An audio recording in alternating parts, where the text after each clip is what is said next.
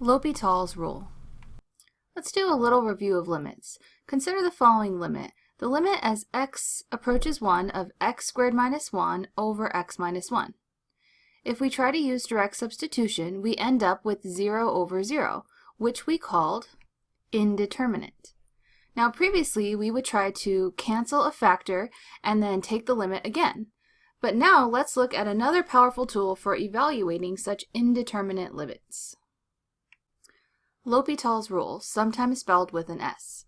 Suppose that f of a and g of a are both 0, that f and g are differentiable on an open interval I containing a, and that g prime of x is not 0 on the interval if x doesn't equal a. Then the limit as x approaches a of f of x over g of x is equivalent to the limit as x approaches a of f prime of x over g prime of x. So essentially, as long as we substitute in a and get the indeterminate form, 0 over 0, we can take the derivative of the numerator separate from the derivative of the denominator and evaluate that limit as x approaches a instead and get the same answer. So here we'll evaluate the following using L'Hopital's rule when appropriate. So we have the limit as x approaches 1 of x cubed minus 1 over x minus 1. So we have to try direct substitution. If we substitute in 1 cubed minus 1 is 0, and 1 minus 1 is 0. So we do get the indeterminate form 0 over 0. So previously we would try to factor, and we can factor this, but this is the difference of cubes. So instead of going through that process, what we're able to do now is apply L'Hopital's rule. So this is equivalent to the limit as x approaches 1, and I take the derivative of the numerator, that's 3x squared, separate from the derivative of the denominator, which would just be 1. So I like to put a little LH over the equal sign to indicate that I'm applying L'Hopital's rule. So now I can use direct substitution. I can plug the 1 into the x, and that would give me 3 times 1 squared, which is just 3. So this is much quicker to use L'Hopital's rule than to, in this case, apply the difference of cubes formula. This time we're going to go ahead and evaluate the limit as x approaches 0 of e to the x minus 1 over cosine x minus 1. So we'll go ahead and see what happens when we plug in 0. So e to the 0 minus 1 over cosine 0 minus 1. So e to the 0 is 1. I have 1 minus 1 over cosine of 0 is 1 minus 1. So I do get the indeterminate form 0 over 0. So now what I'm going to go ahead and do is say, well, this limit is equivalent to, by L'Hopital's rule, the limit as x approaches 0 of e to the x minus 1, the derivative of the numerator, over negative sine x, the derivative of the denominator. And again, I go ahead and try to use direct substitution. So if I substitute in 0, I get e to the 0 minus 1 over negative sine 0. So I get 1 minus 1 over negative 0. So that's 0 over 0. I get indeterminate again. So I can apply L'Hopital's rule again. So L'Hopital's rule again gives me the limit as x approaches 0. In the numerator I have just e to the x. The denominator I have negative cosine x. So now when I apply direct substitution, I get e to the 0 over negative cosine 0, which is 1 over negative 1. So I finally get a real number answer of negative 1. But I applied L'Hopital's rule more than once, which is perfectly fine. Just want to make sure we're accurately writing the limit each time though, right? We want to be careful about writing the limit each time. And then remember, when we apply direct substitution, we would drop the limit notation. In this example, we have the limit as x approaches 1 of x squared minus 1 over x squared minus 4x. Now again, we want to make sure that we get out an indeterminate form before we apply L'Hopital's rule. So here, if I substitute in 1, I get 1 squared minus 1 over 1 squared minus 4 times 1. So I get a 0 in the numerator, but I get a negative 3 in the denominator. So this is not indeterminate. The answer is simply 0. But I wanted to go ahead and go over an example like this because sometimes people just want to use L'Hopital's rule on everything. And if we attempted to use L'Hopital's rule when the hypothesis isn't satisfied, if I don't have indeterminate, I'll get the wrong answer. So here, the correct answer is 0. Let's go ahead and solve this one as if we could use L'Hopital's rule.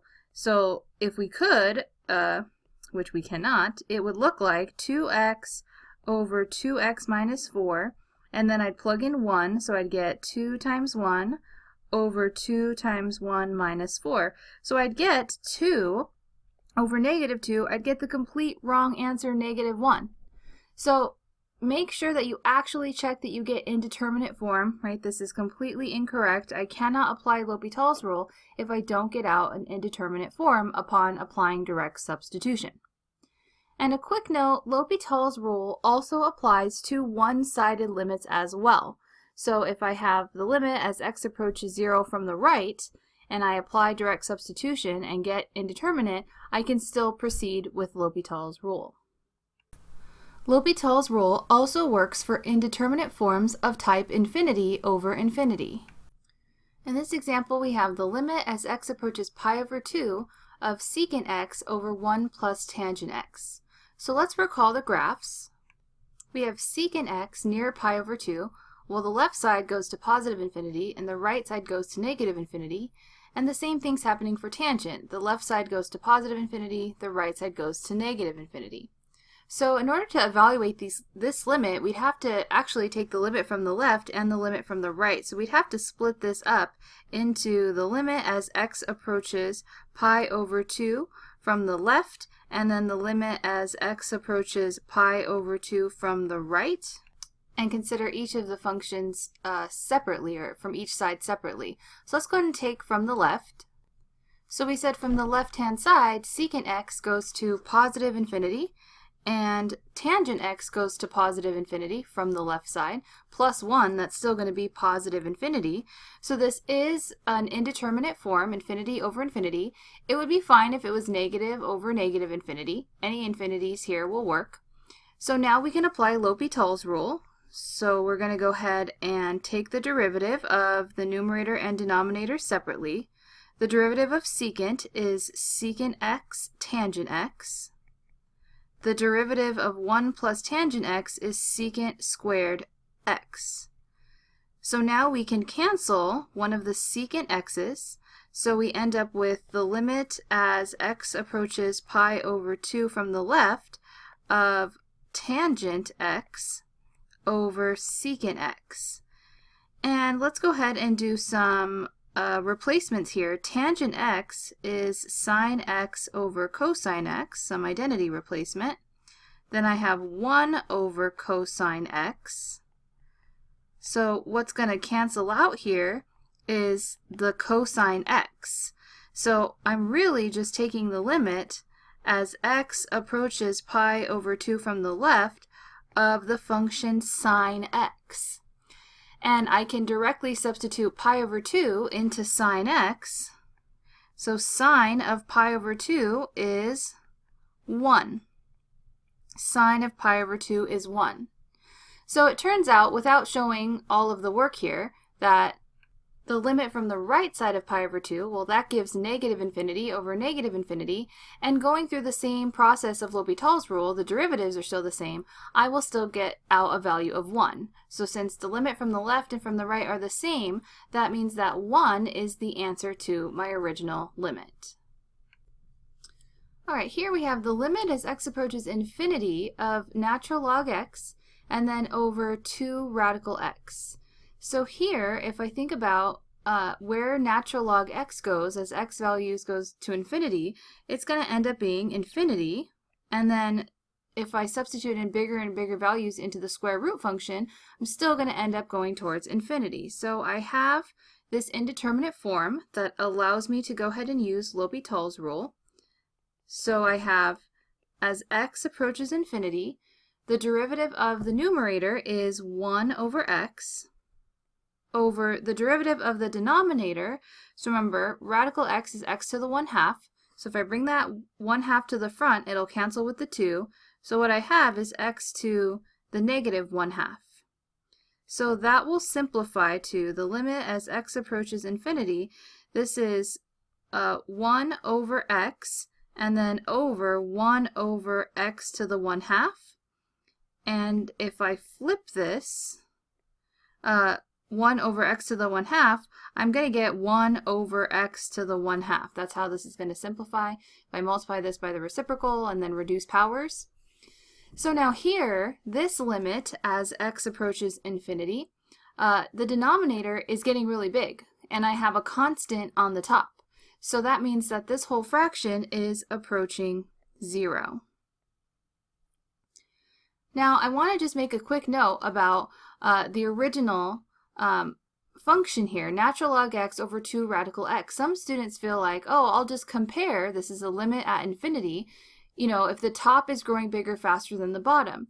There's no way to compare these two functions. So this is not a polynomial, this is a root function. So we don't know whether radical x is growing faster than natural log x. And just consider their graphs. Although they are just rough sketches, the natural log function and the square root function look very similar, so towards positive infinity, we don't know which one grows bigger faster. We also have indeterminate type infinity times 0 and infinity minus infinity. So sometimes we can use algebra to convert limits of this type, infinity times 0 or infinity minus infinity, into type 0 over 0 or infinity over infinity, because we need a quotient. We need a quotient to use L'Hopital's rule. So in this example, we have the limit as x approaches infinity of x times sine of 1 over x. So this is going to give us, well, if I just think about x is going to be infinity, and then times, here 1 over x is going to go to 0, and sine of 0 is 0. So I have this indeterminate form, infinity times 0. This doesn't make sense. This cannot be determined.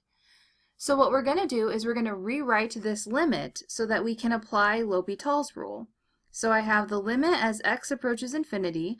I'm going to rewrite this as sine of 1 over x, but I'm going to write that as x to the negative 1. And then I'm going to take this x to the first power, move it to the denominator, and make it x to the negative 1.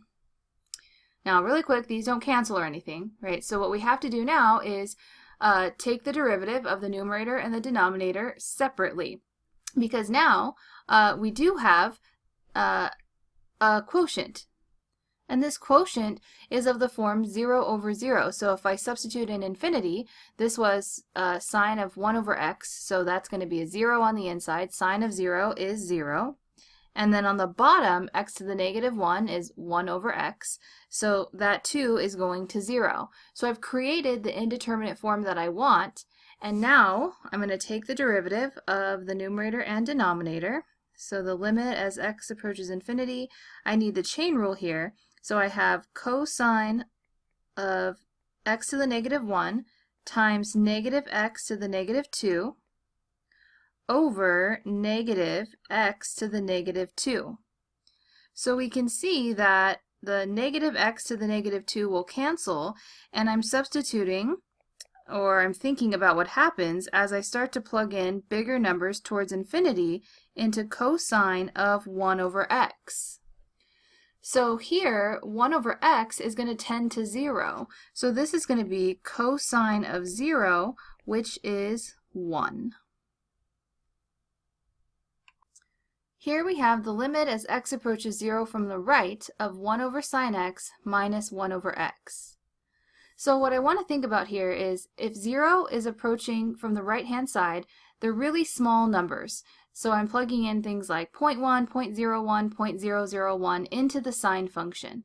And the sine function, near 0, is also getting closer to the y value 0. So sine of x is essentially getting really small. Really small. So if I take a really small number, 1/100th, 1,000th, 1,000,000th, if I make those numbers smaller and smaller, they go into 1 more and more and more because they're getting smaller and smaller. So that means that this first part goes to infinity. And for the same reason, 0 from the right is being substituted into this x, so these numbers are also getting very small, smaller and smaller, and the top stays the fixed 1, so I have infinity minus infinity. So I want to turn this indeterminate form into one of our other indeterminate forms by rewriting this as a quotient. So I'm going to go ahead and write this is the limit as x approaches 0 from the right of, I need common denominators here, that's x sine x, so I have x minus sine x all over x sine x. And if I substitute in 0 here, I get 0 minus sine of 0, that's 0, and then 0 times sine of 0. So I do end up getting 0 over 0. So I'm going to apply L'Hopital's rule. I haven't yet. I haven't taken a derivative, but now I'm about to. So the derivative of x sine x is 1 minus cosine x. In the denominator, we need a product rule. So I have first times the derivative of the second plus the second function sine times the derivative of x is 1. So now here, let's go ahead and see what happens when I substitute in 0. So I end up getting 1 minus cosine 0 over 0 cosine 0 plus sine of 0. So I get 1 minus 1 over 0 plus 0. So I get 0 over 0 again. So that means I can try L'Hopital's rule one more time. We have the limit as x approaches 0 from the right of now the derivative of the top. We're going to get 0 for the derivative of 1. The derivative of negative cosine is going to give us a positive sine x. And on the bottom, we're going to need a product rule for this first part. So we're going to have first the derivative of the second is negative sine x plus the second function cosine x times the derivative of the first is 1. And then we'll do the derivative of sine. That's going to be cosine x. And then we'll see what happens when we plug in 0 this time. So we're going to end up getting sine of 0 on the top, which is 0. On the bottom, we're going to have 0 and then negative sine of 0 plus cosine of 0 plus cosine of 0. So we do end up with the 0 on the top, but this time on the bottom I have 0 and then plus 1 plus 1. So I no longer have an indeterminate form, I have just the answer of 0.